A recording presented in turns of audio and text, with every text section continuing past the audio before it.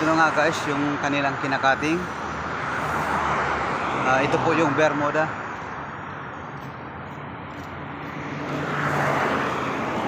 You cutting this one? You cutting? No? No? Where you work, my friend? School? Security?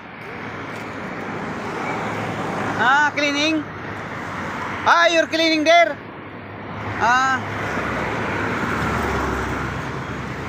Where is cutter here? Okay, give me food, oh. My friend, food, good. Because this cutter, Mapi.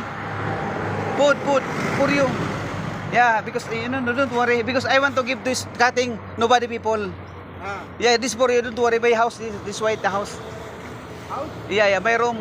This big room. Okay, for you. Room? Yeah. This for you, Okay. Because cutter, Mapi. This guy, Mapi. Don't worry.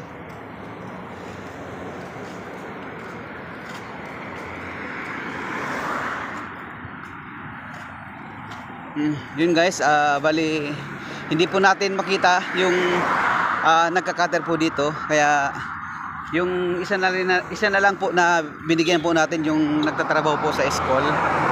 Binigyan po natin siya dahil hindi po natin alam kung anong oras po babalik yung mga nagka-cutting dito, kaya para hindi po masayang yung dinala natin dahil alis din po naman tayo ay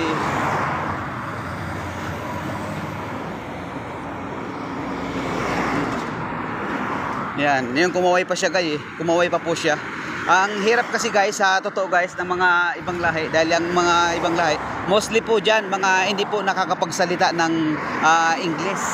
Talagang more on sa kanila guys, yung salita nila, at nakakapag-intindi naman po totally ng Arabic. Yun.